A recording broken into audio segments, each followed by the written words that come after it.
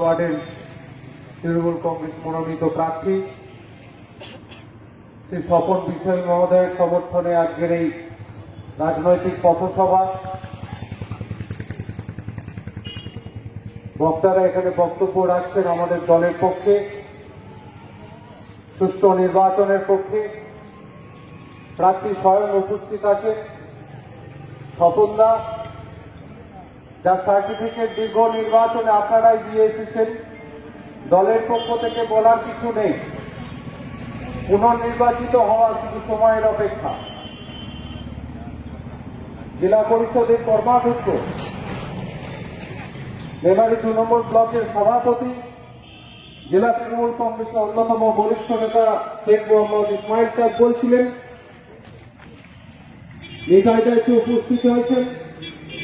অন্যান্য অনেকেই আছেন এবং সম্মুখ উপবিষ্ট দণ্ডায়মান যে সমস্ত সুধী নাগরিকবৃন্দ, গণতন্ত্রপ্রেমী নাগরিকবৃন্দ, যারা মেমারি পুরসভার নির্বাচন সহ 365 দিন 24 ঘন্টা মানুষের সুখ দুঃখ, অগ্রগতি, উন্নয়ন এবং গণতন্ত্রের পরিবেষ্টনকে মজবুত করার লক্ষ্যে ভাবনা চিন্তা করেন।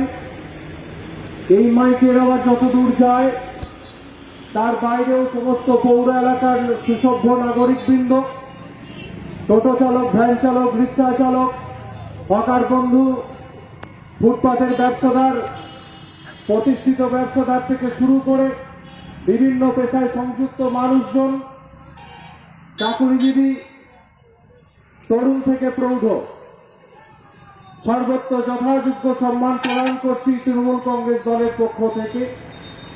আপনারা জানেন, পশ্চিমবঙ্গের নির্বাচন কমিশন 27 ফেব্রুয়ারি যে পুরসভাগুলির নির্বাচনের ডাক দিয়েছে, তার মধ্যে মেমারি পুরসভা অন্যতম। একই সঙ্গে বর্ধমান পৌরসভা, দাইহাট পৌরসভা, কাটোয়া পৌরসভা, কালনা পৌরসভা এবং গুসকারা পৌরসভা, এই পুরসভাগুলির নির্বাচন হতে চলেছে। প্রত্যেকটা রাজনৈতিক দল যেভাবে অংশগ্রহণ করেছে, একইভাবে আমরা তৃণমূল কংগ্রেস দল অংশগ্রহণ করেছি।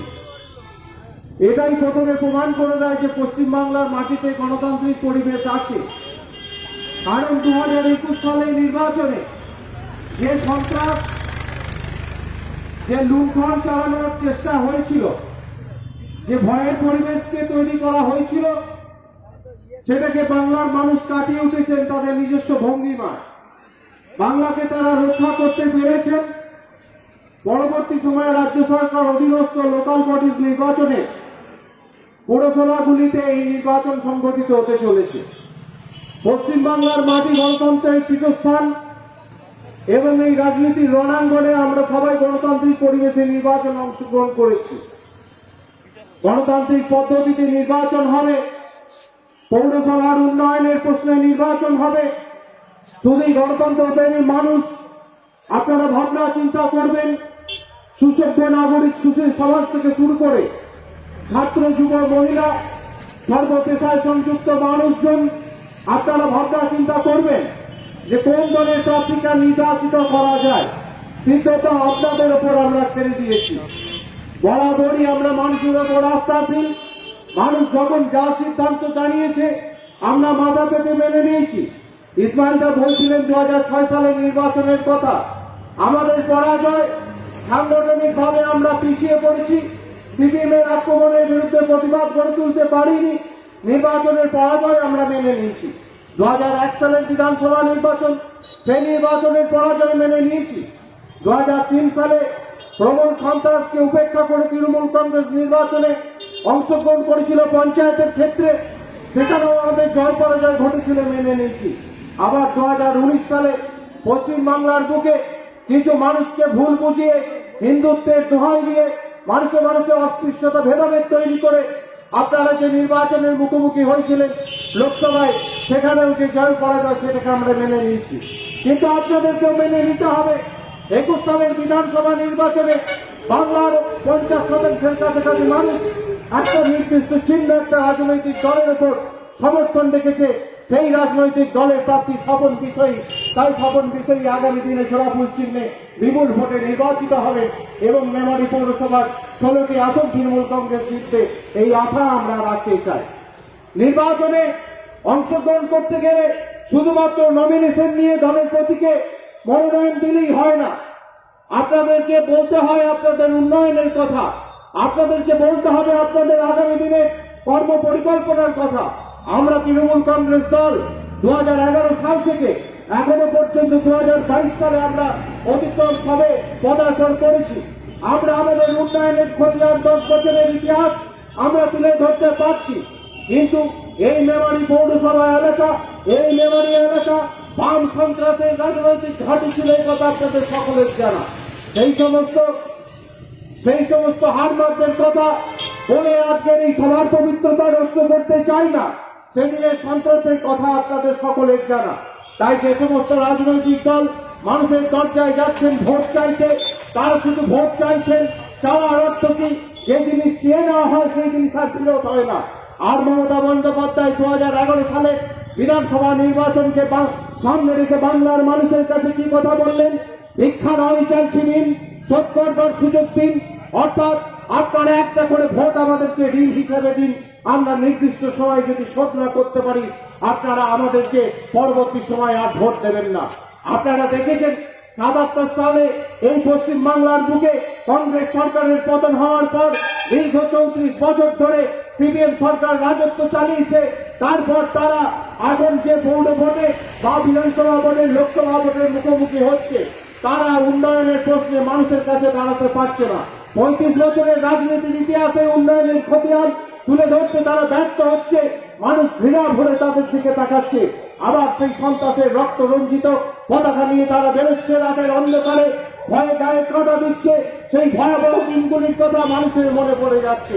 সিপিএম যখন 2011 সালে পরাজিত হলো, 2004 সালের পঞ্চায়েতের নির্বাচনে পর্যদুস্ত হল, 2015 সালের পৌরসভা নির্বাচনে পর্যদুস্ত হয়েছে, 2016 সালে কংগ্রেসের সঙ্গে জোট করে পর্যদুস্ত হয়েছে।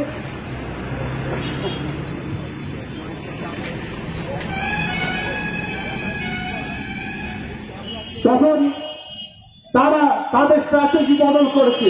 কিভাবে বদল করেছে? তারা সিদ্ধান্ত নিয়েছে এই লাল পতাকাকে কাঁধে নিয়ে আর ভোট পাওয়া সম্ভব নয়। এই লাল পতাকা বাংলার মানুষের কাছে বিশ্বাসযোগ্যতা হারিয়েছে।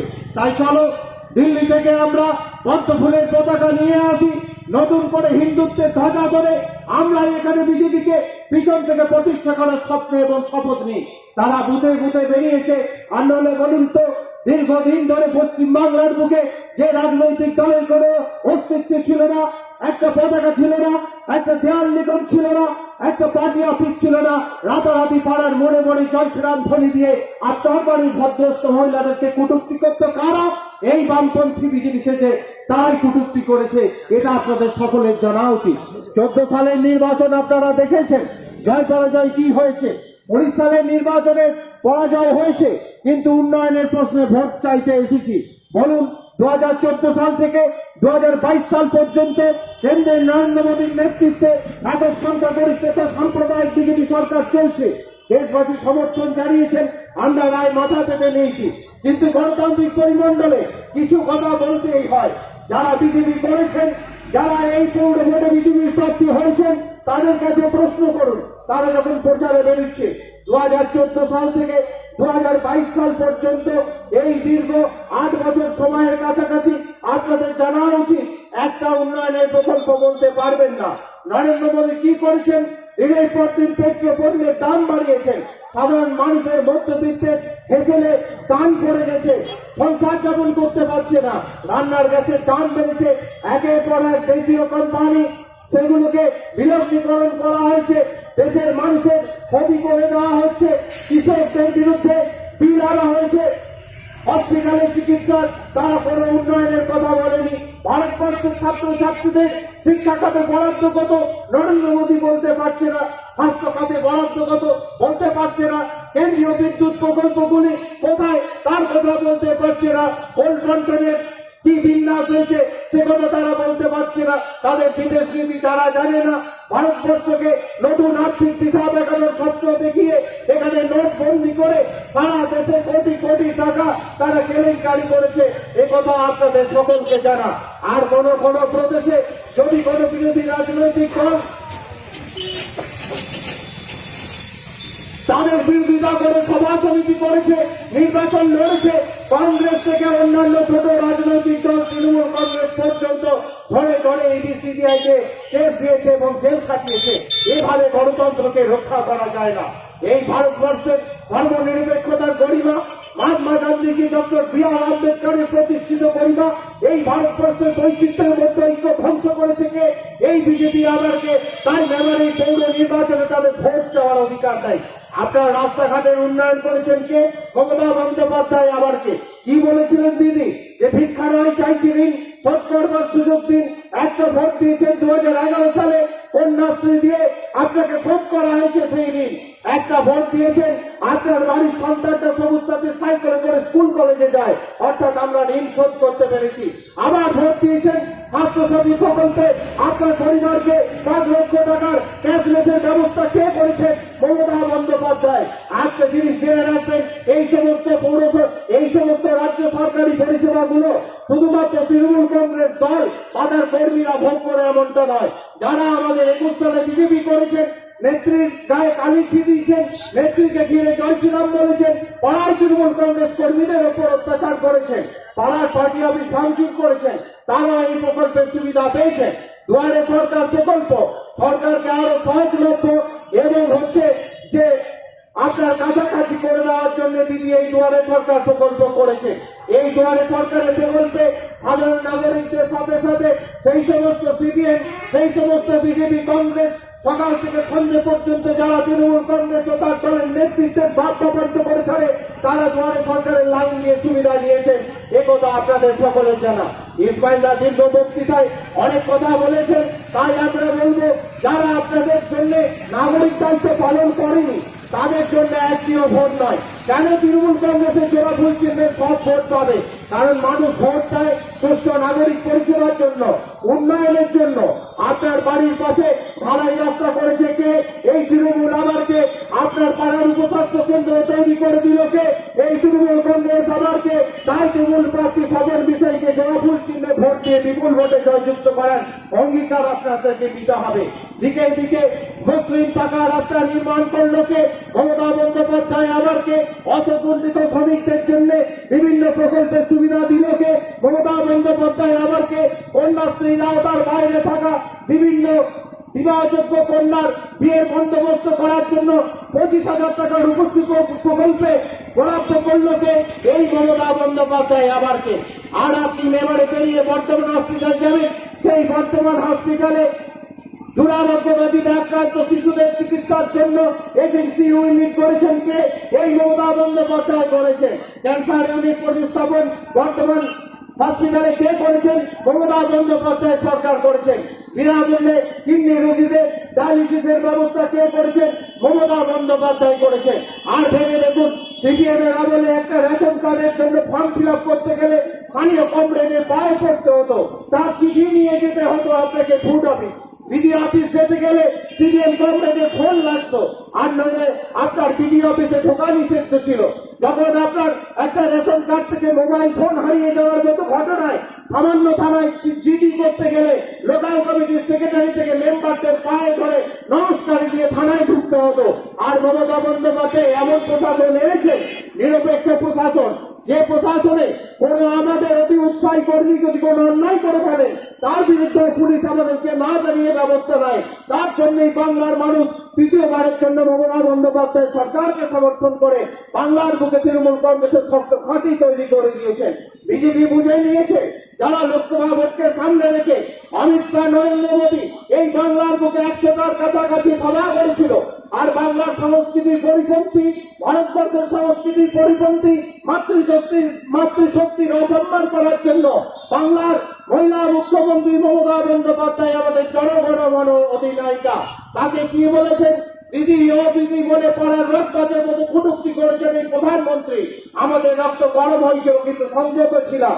আর দিলীপ ঘোষ কি বলেছেন, ওদের রাজ্য সভাপতি, প্রাক্তন রাজ্য সভাপতি, সাংসদ দিলীপ ঘোষ, তিনি কি বলছেন, মমতাদিকে নাকি বারমুডা করতে হবে।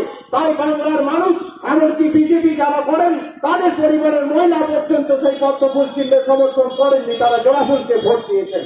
বাংলার অপমান, বাংলার সংস্কৃতি বিরোধী, বাংলার সংস্কৃতির পরিপন্থী এই বিজেপিকে তাই একটিও ভোট নয়। কয়েকদিন আগে 4টে পুর নিগমের রেজাল্ট বেরিয়েছে। শিলিগুড়ি নাকি সিপিএম এর দুর্জয় ঘাঁটি। সেখানকার প্রাক্তন পুরমন্ত্রী অশোক ভট্টাচার্য, শিলিগুড়ির প্রাক্তন মেয়র, তিনি বিপুল ভোটে পরাজিত হয়েছেন। পরাজিত হওয়ার পর মিডিয়ায় কি বলেছেন, যে আমরা চলে আসছি, এখানে কোনো বিজেপি ছিল না। এই সমস্ত সিপিএম এর হার মাত্রা তারাই রাতারাতি বিজেপি হয়েছে এবং তৃণমূল কংগ্রেসকে নতুন কায়দায় আক্রমণ করে বাংলার মহিলাদের সম্ভ্রমহানি করার চেষ্টা করেছে। বাংলার সুসভ্য সুশীল নাগরিকের প্রতি অপমান করার চেষ্টা করেছে। হ্যাঁ, পুরমন্ত্রী অশোক ভট্টাচার্য তাই বলেছেন। প্রাক্তন পুরমন্ত্রী কি বলেছেন, আমরা 19 সালে, আমরা 16 সালে যে ভোট সিপিএম এর থেকে বিজেপির দিকে পাঠিয়েছিলাম, ভেবেছিলাম যে বিজেপিকে সামনে রেখে তৃণমূলের পক্ষে লড়াই, তৃণমূলের বিরুদ্ধে লড়াই সংগঠিত করতে হবে। সেই ভোট আমরা 2022 সালে পৌর নির্বাচনে ফিরিয়ে আনতে পারিনি। যে ভোট আমরা 21 সালে সিপিএম থেকে বিজেপিতে ট্রান্সফার করে দিয়েছিলাম, সেই ভোট ফিরিয়ে আনতে আমরা ব্যর্থ হলাম 2022 সালের পৌর নিগমের নির্বাচনে। তাই এত বড় পরাজয় আমাদেরকে মেনে নিতে হচ্ছে, আমরা ভুল স্বীকার করছি। তাই আমরা বলতে চাই, এই সিপিএমদেরকে বিশ্বাস করবেন না। এরা সংস্কৃতি জানে না, এরা কৃষ্টি জানে না, ঐতিহ্য জানে না, সম্মান করতে জানে না। দেখেছিস তো সোশ্যাল মিডিয়ায়, যদি কোনো বাম নেতার মৃত্যু হয়, যদি কোনো প্রাক্তন সিপিএম মন্ত্রীর মৃত্যু হয়েছে, যদি কোনো বিজেপির প্রভাবশালী কোনো নেতৃত্বের মৃত্যু হয়েছে, তৃণমূল কংগ্রেস কর্মীরা আবেগপ্রবণ, নেত্রীর দীক্ষায়, নেত্রীর শিক্ষায় তারা শিক্ষিত। আমরা সঙ্গে সঙ্গে সমবেদনা জানাই। আমাদের পাড়ায় কোনো বিজেপি সিপিএম নেতা অসুস্থ থাকলে নেত্রীর নির্দেশে, নেত্রীর শিক্ষায় আমরা দেখতে চাই। আপনারা বলুন, আজকের একটা উদাহরণ দিতে চাই। আমাদের প্রাক্তন মন্ত্রী এবং দীর্ঘদিনের বিধায়ক, জাতীয়তাবাদী আন্দোলনের অন্যতম প্রধান পুরোধা সাধন পান্ডে মারা গেছে। সোশ্যাল মিডিয়া খুলে দেখেছেন, কোন বাম বন্ধু তাকে শ্রদ্ধা সমবেদনা জানিয়েছে, কোন বিজেপি বন্ধু তাকে শ্রদ্ধা সমবেদনা জানিয়েছে। এই শিক্ষায় তারা শিক্ষিত নয়, এই দীক্ষায় তারা দীক্ষিত নয়। এটা বাংলা সংস্কৃতি। আমাদের বিরুদ্ধে যে যাই অপমানজনক আচরণ করুন না কেন, আমরা কখনো তাদের প্রতি বিরূপ আচরণ করবো না। আপনারা হাজার আঘাত করুন, আঘাত সহ্য করব, কারণ আমরা জয়ী হয়েছি। আমাদেরকে 21 সালে মানুষ সমর্থন রেখেছে। আমরা চাই এই বাংলা থেকে আগামী দিনে ভারতবর্ষ পরিচালিত হবে। তাই মেমারি পুরসভার ভোটকে আপনারা ছোট করে দেখবেন না, খাটো করে দেখবেন না। এখানকার সুশীল সমাজের কাছে পৌঁছে যান পুরো পরিষেবা নিয়ে। আর তাদের মধ্যে কোনো ক্ষোভ বিক্ষোভ থাকতে পারে। আমরা জানি একটা রাজনৈতিক দল, একটা পুরো বোর্ড বা একজন কোনো নেতা বা কাউন্সিলর, তারই সমস্ত সম্ভব ক্ষমতা থাকে না সমস্ত চাহিদা পূরণ করে দেওয়া। যদি বিগত দিনে আমাদের পরিচালনার মধ্যে কোনো ত্রুটি বিচ্যুতি থাকে, নিজ গুণে ক্ষমা করবেন। সামনের পৌরসভা নির্বাচনে আমাদেরকে আবার সুযোগ করে দেবেন। আপনার না পূরণ হওয়া চাহিদা আমরা পূরণ করে দেওয়ার জন্য অঙ্গীকারবদ্ধ। আপনি সুসভ্য নাগরিক, গণতন্ত্রপ্রেমী মানুষ।